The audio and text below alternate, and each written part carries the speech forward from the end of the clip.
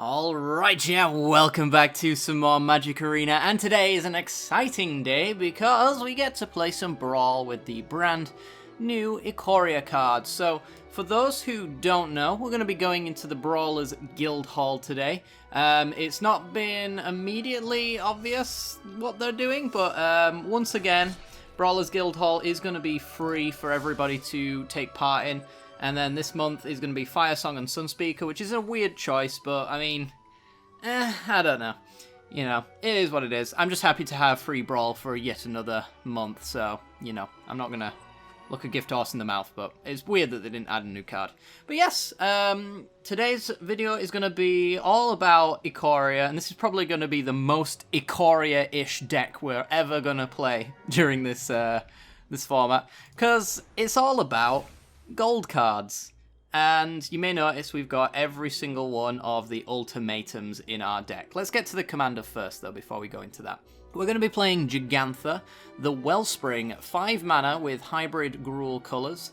For a 5/5, does have Companion, but we don't really want to be using that. I think we could maybe get away with using that in as a companion, but I like it as our commander because it just allows us to do 5 colour shenanigans, but I imagine you could maybe do this as a companion with the right thing. The only problem is you wouldn't be able to do Maraleaf, Pixie Growth Spiral, and Kinnan, so I guess that would have to be tweaked a little bit, and you won't be able to have double Migration Path and Circuitous Route. So there's a lot of things you'd have to change to make that work, so it's probably not worth it. But yeah, it's a 5/5 that adds Wooburg, and you cannot use that Wooburg to pay the generic mana cost. So generic mana cost, for those who don't know, is any of the mana that says like 2, 1, it's the one of any colour kind of mana, that's the generic cost, and X is included in that as well. So as long as you're paying for the colour sources, then you can use Jegantha's mana, which is why we're going to be using a lot of gold cards, because they end up using a lot of mana pips, and that's where we can use Jegantha's mana as a little bit of a ramp source. So I thought to myself that these ultimatums, when they were first spoiled, would actually be pretty busted in Brawl, because they do a lot of good stuff. If you could put them into whatever commander in those colours, you probably should. So if you're playing a Mardu commander, there's no reason not to run Ruinous Ultimatum, for example. There's no downside to doing it. And I don't think there's particularly any downside to running any of these in any deck that includes the colours. In our case, we're going very much all in on the ultimatums, so we are diluting our deck a little bit and not making these ultimatums as powerful as they possibly could be. But I think even at half power, these things are going to do a lot of disgusting stuff. So let's go briefly through the ultimatums because they're kind of the important part of the deck. The Ruinous Mardu one destroys all non-land permanents your opponents control, so a one-sided board wipe. Genesis Ultimatum allows you to look at 5 cards and put any number of permanents from among them onto the battlefield and the rest into your hand. You exile it so you can't take it out of your graveyard. The Eerie Ultimatum is Mass Reanimation, returning any number of permanent cards with different names from your graveyard to the battlefield. We're in Singleton, so it's all permanents. Inspired Ultimatum is the Jeskai one for gaining 5, dealing 5, and then drawing 5, so that's a really huge swing in our favour. And then finally, Emergent Ultimatum, the Sultai one, allows you to put up to 3 mono-coloured cards with different names and exile them. And then an opponent chooses 1 and you get to cast the other 2. So for Emergent Ultimatum, we've got things like Liliana, Chandra, we've got board wipes in Realm Clut Giant, removal. We've even got Spark Double as well, so if we want to double up a Liliana or a Chandra, we can take both Planeswalkers and a Spark Double. So they can either give us both Liliana and Chandra, or they can give us 2 Lilianas and 2 Chandras. So both of them are going to be really powerful off the Emergent Ultimatum. But obviously, we've got a couple of more monocoloured cards, just in case we end up drawing those cards. Elspeth Conquers Death, Vivid Revival, allowing us to pull multicoloured cards from our graveyard, so we can get the ultimatums back that don't get exiled. So Emergent Ultimatum and Genesis are the ones that get exiled when you finish casting them, but the other 3, perfectly reasonable to recur out of your graveyard. Other than that, though, it's kind of a multicolours matter kind of deck. We've got lots of card draw. We've got Tome of the Guild Pact, which draws you a card when you cast a multicoloured spell. Hero makes loads of blockers when you cast multicoloured spells.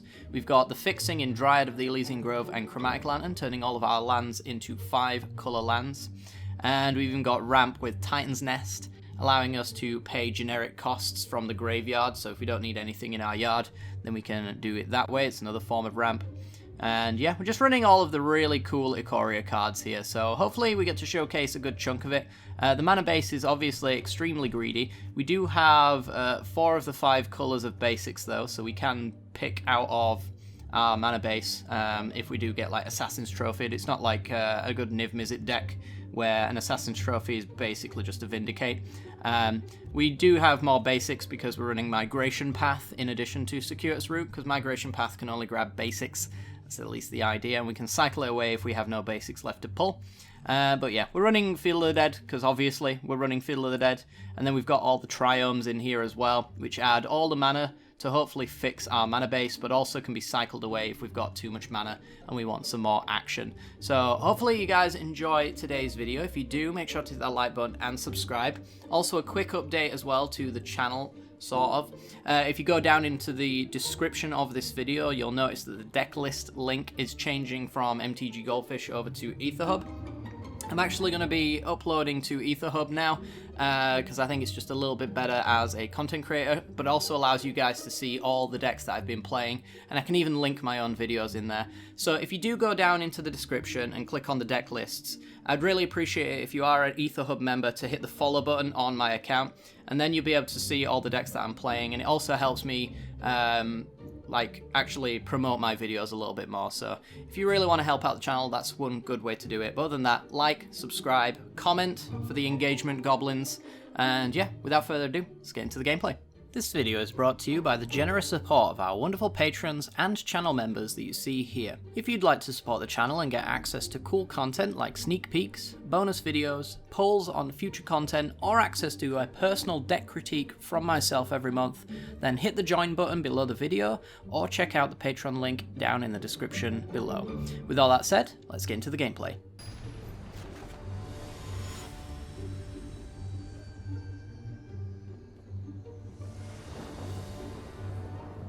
Alright, we're in, and we're up against Krenko, Tin Street Kingpin. So 3 mana for a 1/2. Whenever it attacks, you put a counter on it and then create a number of 1/1 red goblin creature tokens equal to Krenko's power.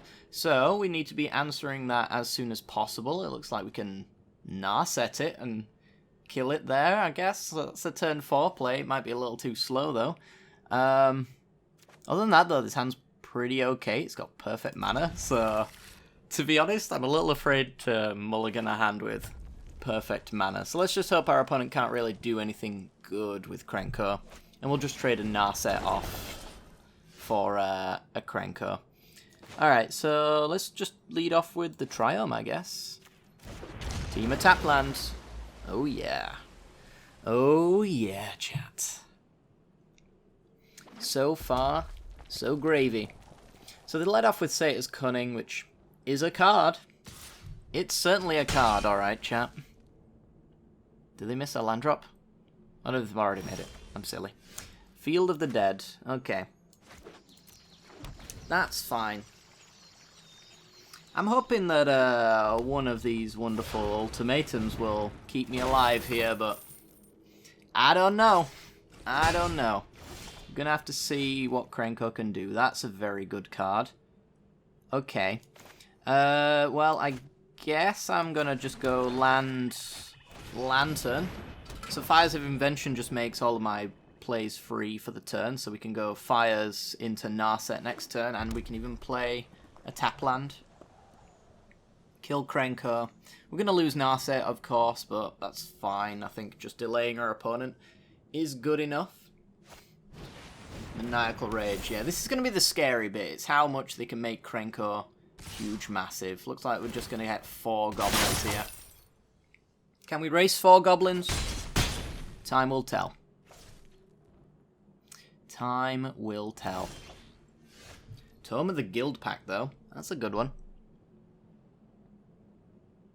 Alright, so we're going to go with Fires of Invention, which makes all the spells we cast free, but we can only cast 1 more. That's fine, though, because we're going to dump, I think, Eerie Ultimatum to Narset in order to solve that issue. I am going to crack the Fable Passage. I don't have to, but it will thin the deck and stop me from drawing lands as much. And we'll pick something based off of the fact that our opponent might kill Chromatic Lantern. So we got a team of mana, we got green and white. We've actually got all 5 colours of mana here already, so I guess I'll just take the green, because that's our fixing colour. Don't really know, though. Play Narset for free. And then we'll try and kill Krenko. I imagine we should be able to do that, though, because we've got an ultimatum in hand, which we're not afraid to discard here. So we draw. They fry. He was dead anyway, opponent. You already had the answer. But that's fine. I will kill Krenko. Yeah, a bit of a wasted fry there for our opponent. Maybe they just want to hit us in the face. It's up to them, I suppose. Alright, so next turn we go Field of the Dead, Tome, Jegantha, draw a card. And then we've got Inspired Ultimatum to clean up Krenko again, if they go land Krenko. And the life gain should buffer us from the tokens that we see here. I really actually thought this was going to be a bad matchup, but this hand's just turned into a filthy mess of wonderful cards, so can't be too upset about this. We do need kind of a wipe, a stabilize kind of effect, but I don't know.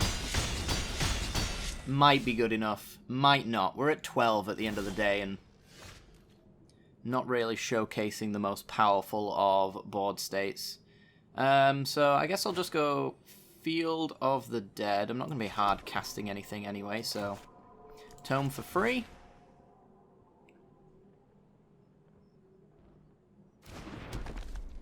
And then Jegantha for free. Draw a card. See if we survive. I mean, if they've got like a battle cry kind of effect, you know, a +2/+0 to all attacking creatures or whatnot, then we're very much dead. But if we can get down the Inspired Ultimatum, I could see us really doing something here. We could even do Genesis. We can do both. What's wrong with doing both, Tom? Shadow Spear, okay.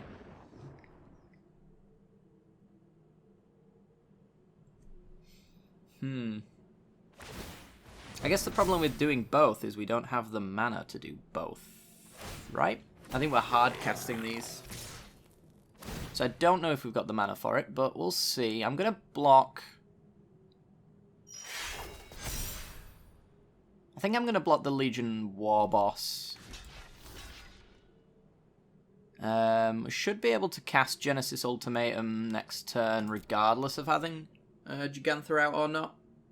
So I'm just going to absorb the most points of damage here.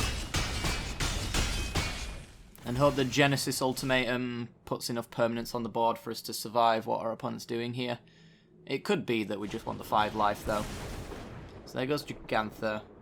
To the command zone, please.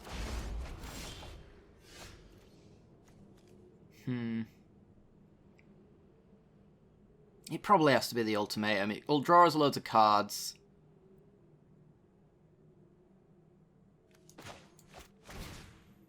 So, gain 5 life, deal 5 damage, draw a card, Titan's Nest. Yeah, that's not, it's not a pile of cards I really want to see, if I'm honest. So we can cast one more spell here. We're just going to play Simic Guildgate. I guess we're going to just play Keenan. Actually, we could do Circuitous Route. That would put some zombies in play. Or Migration Path. I'll save Migration Path for cycling, actually. Yeah, let's just do Circuitous Route. Go Guildgate, Guildgate. Make 2 zombies. And discard this mountain, I guess. This is going to be cutting it close. Cutting it real close, but we have quite the hand, I guess. We've got Genesis Ultimatum, and we've drawn lots and lots of bad cards, so this should only really hit good cards, in theory. Do we survive long enough for that theory to come into play, though? Ooh. Sacrifice any number of creatures, enters with twice that many counters on it, and opponent scoops. I think they realise that that's not going to be good enough. I think it likely isn't, because of Genesis Ultimatum. We cast that, we get lots of permanents, the rest go into our hand, and we should find an answer to Devouring Hellion in somewhere in there. So, yeah. Opponent's had enough. Next game.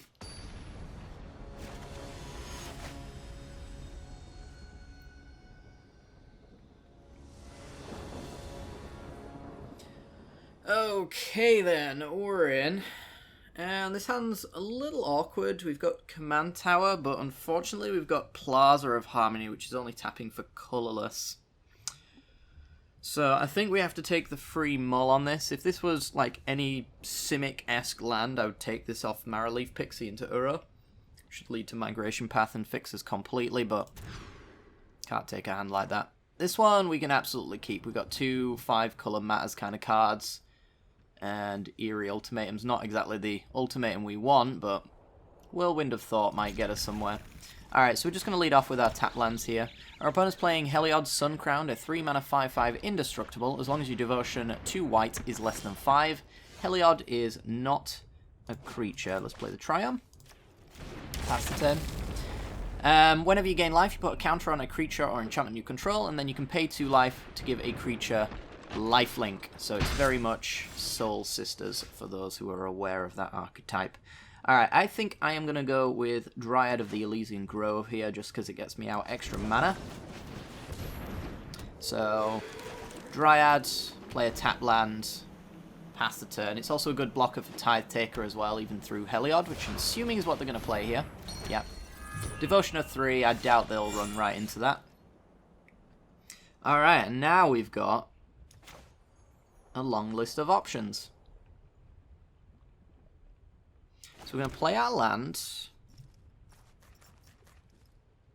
We could do a setup turn where I go Chromatic Lantern Hero. Or I could play down Jegantha.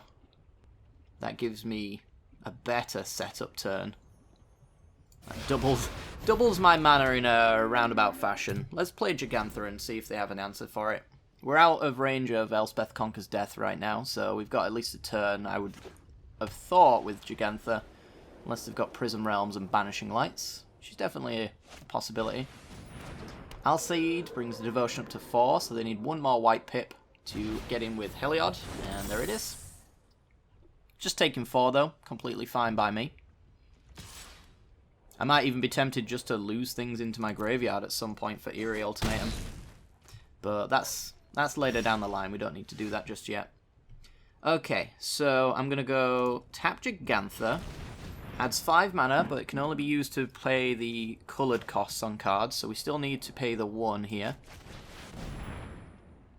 But that's going to start some card advantage going. Then we can go with... we have to go with Chromatic Lantern, I think, here. Draw a card. Get Circuitous Route, okay. Play Hero of Precinct 1. And play our tap land. It's not the best turn in the world, but I feel like we've added to our board a fair bit, and we've got a way of drawing lots of cards now. We could even put our Dryad and our Hero in the graveyard for Eerie Ultimatum, just to give us a use for it. I'm not entirely against that plan. But I think at this early stage, I don't think there's really much reason to pay for more than that. What's this thing do, by the way? 4 mana, 2/3 flyer that gains vigilance and lifelink. Yeah, that's just draft chaff. Okay, so I think we're just going to go with... I guess we'll just do Circuitous Route, draw a card, get Genesis Ultimatum, that's what I'm talking about. Alright, let's go Gruul Guildgate, Simic Guildgate. And then just play down Fires, I guess. Yeah, I think it's just Fires, draw a card. Triumph, and play this Triumph, so I might as well, I guess. Alright, let's not die. I think we should be okay with 2 blockers and just an option to play Eerie Ultimatum plus Genesis Ultimatum next turn. Elspeth Conquers Death. Let's see if they go for the right card. Fires is the right card. And go with Whirlwind Thought. Not going to need that card advantage, opponent. Going to put that out there. Alright, so I think it's time to block. Let's just chump here, I guess. I want to keep my hero around because it's going to make chump blockers as well. Oh my. Oh my, oh my. Options. There are options, chat. So, I can't really take Heliod off of Devotion.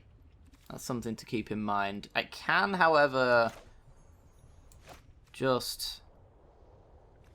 I guess I'll just do Inspired Ultimatum, gain 5, kill Sunmare Pegasus, make a blocker, draw 5 cards.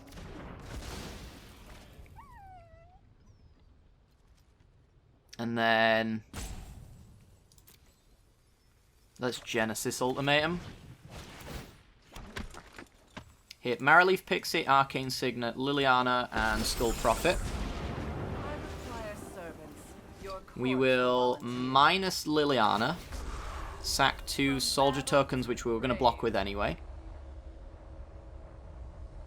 And get our opponent to get rid of this Haunted Witness and Tide Taker, which takes some devotion off the board. We draw 2 cards. And that will be our turn, I think. And we've got some scrying to do, I guess, or some cycling, should I say. Tome of the Guild Pact. Okay. Yeah, let's do some cycling. Elspeth Conquers Death is very good. Alright, tap land, pass, and discard Mountain at this point. I guess with fires we're playing tap lands anyway and still using them the normal way. So our opponent's made our spells can't attack or block and can't be activated. Boo Hiss. Ancestral Blade. Sure. I'm just going to start like mass blocking things because I've got this Eerie Ultimatum which basically makes everything a free block.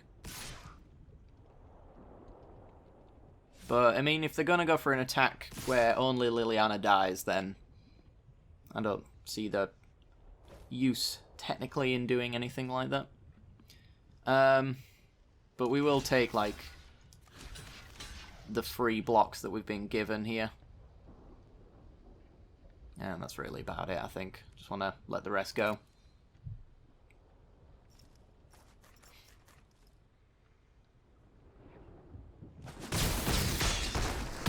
So Liliana's dead, but not forgotten, because we have an Eerie Ultimatum to bring her back later.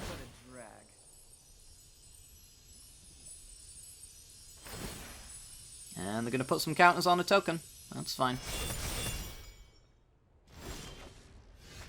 Triome. Alright, so I think it's Elspeth Conquers Death. Eat Heliod. Make some tokens. Yeah, I think that's what we want to do. We want to get this ticking, so if we get to Eerie Ultimatum time, if it's in the graveyard, we can bring that back as well. Kind of wish I could take this Trapped Tower off, but that's fine. Okay, so the God's Willing give protection from white. So Heliod sticks around, but that's fine. That don't bother me much. These fires is kind of holding us back a little, not gonna lie. Let's play Godless Shrine, taps. Cycle this Triome. Nikki B is a good one.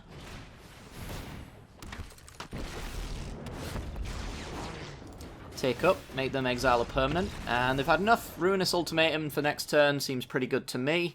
Destroy all the permanents even after they get back Elspeth Conquers Death. If they manage to kill everything, we've got ECD bring something back. Yeah, we got too much value. This deck is undefeated. It's now, I think, 3-0. 1 off camera, 2 on camera. One's actually been a decent deck, and one was Luca. I have no idea if Luca's a good deck just yet, but I think it's 3-0 today. Fantastic. Well, let's open up a pack while we're at it. Speaking of Luca, what do we have? Slitherwisp. Decent card. Alright, let's go for one more game, I think.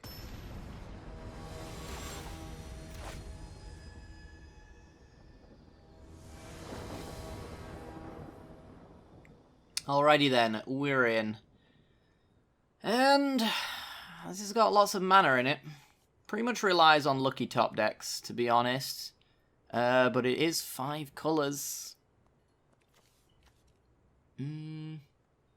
Titan's Nest is like search for Jegantha for us. I think I've got to take the free mull. I think it's just too greedy. This one can cast Uro, potentially into Migration Path, so we're going to keep it. Alright, lead with Boros Guildgate, pass the turn. Our opponent's playing the new Vivian, Monsters Advocate. 5 mana for a 3 loyalty planeswalker. You may look at the top card of your library at any time. You may cast creature spells from the top of your library. And the tick up allows you to make a 3/3 beast creature token, tapped fountain, which has a choice of a token, either Vigilance, Reach, or Trample. And then you can also -2 to do a reverse Neoform as well. Well, I say reverse Neoform. It's like a double cast thing. Right, let's go with Uro then. Put this forest into play. It was a nice draw to get that extra land there. Faux show. Actually, that land right there is even better. Alright, so Selesnya Guildgate. Now we have Elspeth Conquers Death next turn if we want it, so that's pretty cool. I think we're just going to go with Jegantha though, and could even mutate onto Jegantha with Ghidorah. Also known as Illuna, Apex of Wishes. So they've got an Arasta on top, eh? Alright, yeah, I think we're just going to go with Jegantha here and just do that big mana ramp. And then use this to mutate next turn. Can we do this without? Double blue, green or red. So we've got blue, blue, green or red. Yeah, okay. So I think that's what we want to do. Save Elspeth Conquers Death for Vivian. We even have Ruinous Ultimatum, to be honest. Which is pretty good. We might as well wait on that though, right? I think so. I think I'm just going to go with... let's see, 1, 2, 3. We need to do that. Yes. Alright. Mutate onto Jegantha. Ghidorah will become... Well, Jegantha will become Ghidorah. And we get a Narset. Seems not too bad.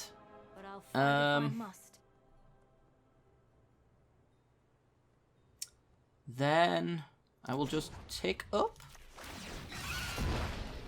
We'll just add a little bit of summon.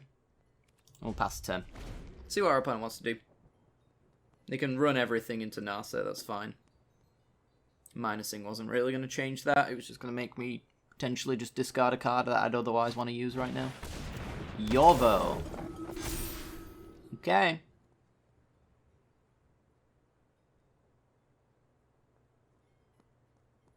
So, are we all attacking into Ghidorah to kill Narset?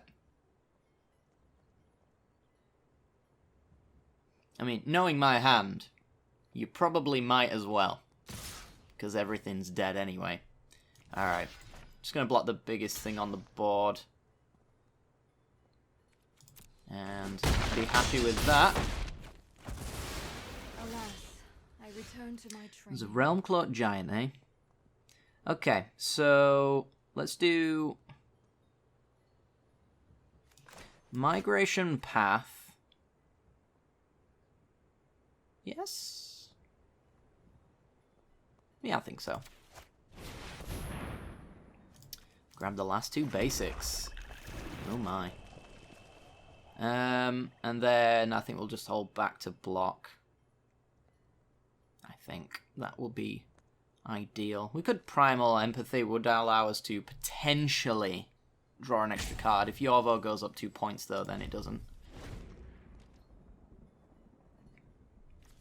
So, yeah, we have to have the greatest power, which might not happen.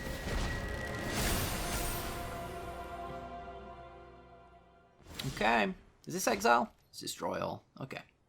Destroy all is pretty good. I think I want to just keep adding to the board.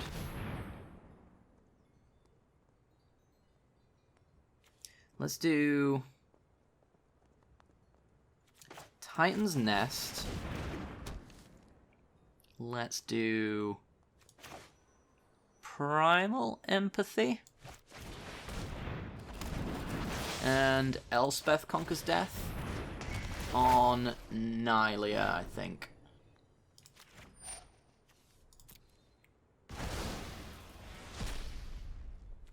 Seems pretty good. I'm hoping our opponent plays land Vivian, and then we'll Ruinous Ultimatum. Null Hide, that's also worth an ultimatum, I suppose. This is a lot of damage at the end of the day. I'm getting greedy with my life total, for sure. Alright, so we get to look at the top card of our library, decide we do not like it, put it into the graveyard, and then draw a card. Whirlwind of Thought. Okay. So I'm going to play Fabled Passage, but I'm not going to crack it because it just doesn't do anything. Can we Whirlwind? I'm going to eat Growth Spiral out of my yard, I think. How much does this leave me with? Actually, this is an easier way to look at it. Yeah, I think there's a way that we can do this. Let me just Ghidorah first. That's gonna have... I'm gonna full control this so it doesn't do it wrong. Alright, pay the 1, which is gonna be... Got the black there. So black, black, white, white, white, red, red. So it could just be anything. It's just gonna be this green. And now we can still Ruinous Ultimatum. Destroy all non-land permanents your opponent's control. Draw a card. Yeah.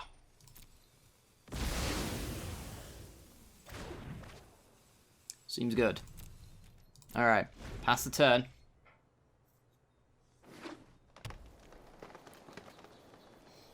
So we're set up to draw more cards than our opponent. We shouldn't really die. I don't know if there's any 6-power hasty creatures.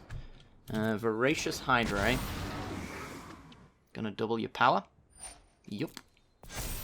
It's an 8/9.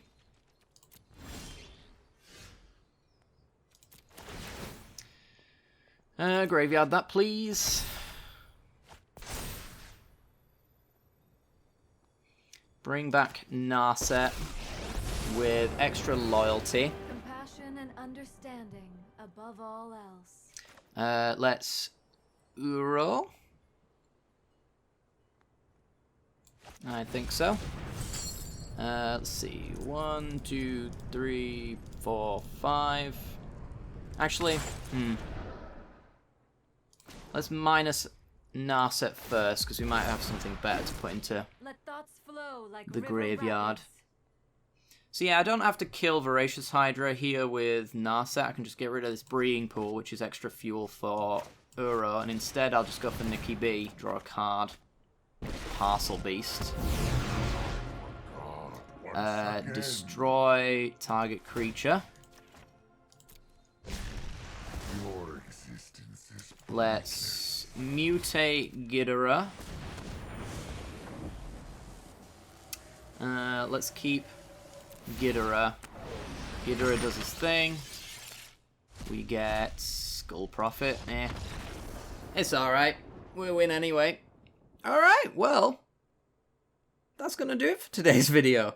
This deck is undefeated. I actually thought it would be Turbo Jank, but apparently it's not. So my theory is correct. The ultimatums are disturbingly powerful in Brawl. And yeah, you can just really jam them in wherever you want, to be honest, and you could probably get away with it. So, yeah. Alright, well, that is going to do it for today's video. If you did enjoy the content, then make sure to like and subscribe. Leave a comment down below. All of that helps out with the YouTube gremlins, because they do love a little bit of engagement. Also, a reminder as well, if you did check out the deck tech down in the... or the deck list, sorry, down in the description below. I've now started up an EtherHub account, so if you'd go over there and hit the follow button on my account, you get a big long list of all the decks that I play up until this point, and it just helps out the channel a great deal, helps me get a little bit more exposed on that website, so hopefully it can bring in new friends. Anything you can do to help out the channel, though, helps out a great deal. Thank you very much for watching, guys. I hope you've enjoyed, and I'll see you all next time. Bye-bye.